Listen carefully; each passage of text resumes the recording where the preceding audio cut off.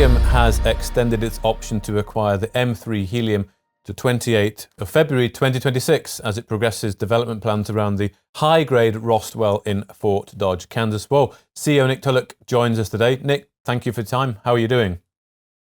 Yeah, I'm very well. Thanks, Mark. Thanks for having me back. No, it's good. Of course, we spoke a couple of weeks ago, didn't we? But you've now extended that option. So just talk us through that and what that means. That's then the decision date is now a few months in the future.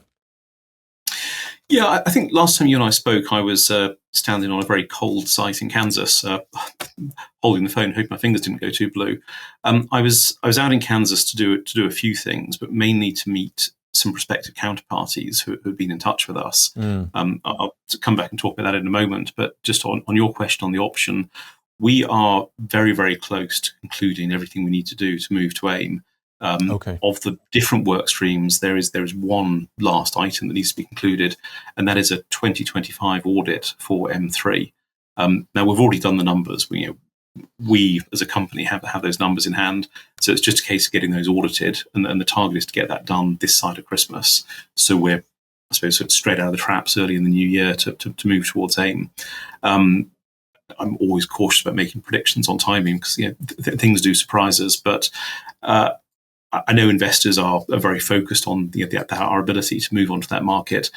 I'm very confident based on the conversations that our Nomad has had with AIM, we're going to be accepted onto AIM. We've completed all of the application process.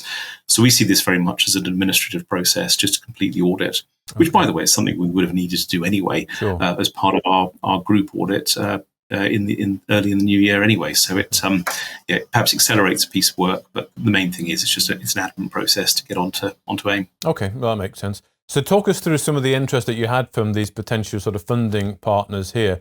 I think there were discussions in the RNS there about recompleting existing shut-in wells and sort of looking to scale production at various different sites. So just talk us through what the scale of opportunity is looking like at the moment. Yeah, we're very excited about this. UK investors can see our RNS announcements, they can see our videos, but if you're based in Kansas, you can literally drive past Rost. I mean, it's only about 30 yards off the main road. You can see the water tanks on the disposal well, from some distance. Again, Kansas is very flat, so these things are quite prominent. The fact that people are coming to us from the Kansas oil and gas industry, wondering what on earth we're doing, taking off this much water, seeing or hearing the gas hiss out of the well, it's generated quite a lot of interest. I mean, it's of interest to us, it's of interest to UK investors, but someone in Kansas can actually see this happening live.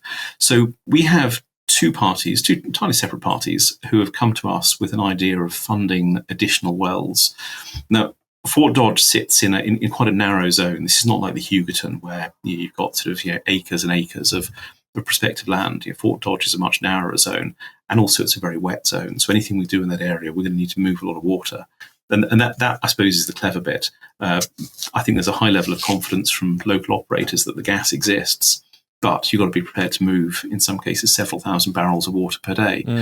The technique that we've employed at Rost is working. We can see that because we've got gas being produced there, helium is being produced there.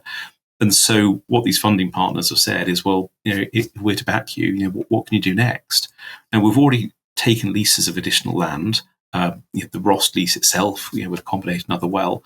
So we have the ability to go out and drill more wells. We're continuing to examine the formation and continuing to look for further leases to extend our footprint in Fort Dodge. And I suppose what's important here is any funding will be at the well level.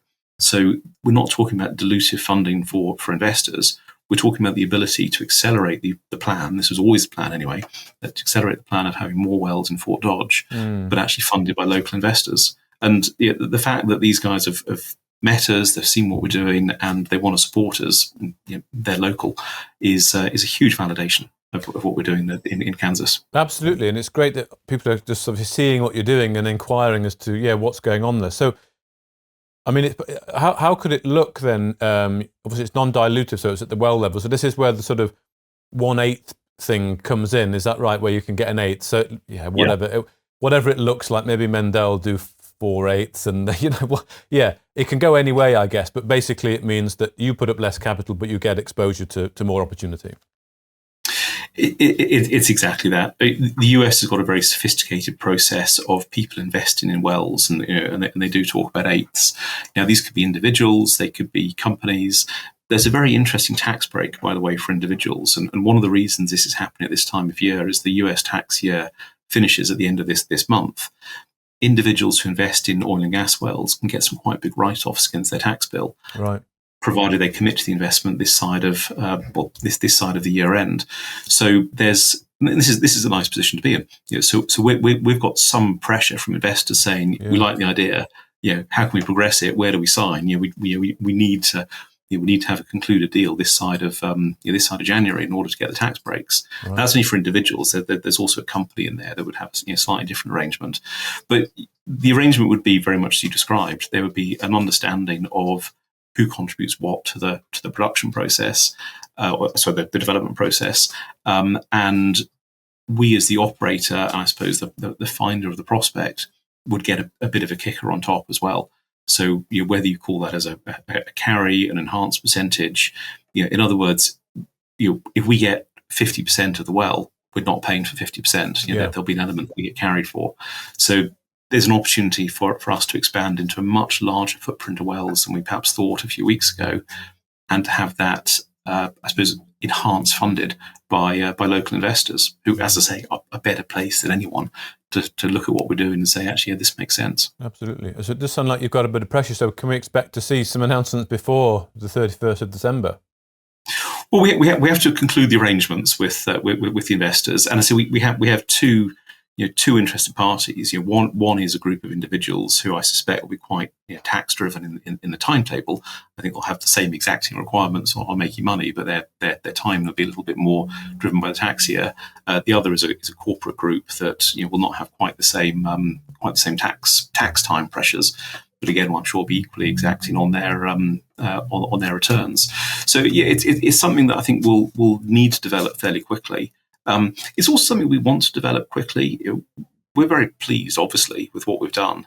But Kansas, the US whole is very sophisticated in oil and gas. It's just a matter of time before other people start looking over the fence and thinking, well, can they repeat what we've done? And we guard our technique fairly carefully, of course. But there's an element of get out and drill more wells, because that land will be taken if we don't.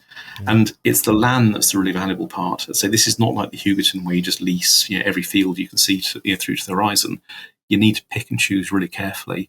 And the land parcels that we have leased so far, they are measured in units like 160 acres, 200 acres.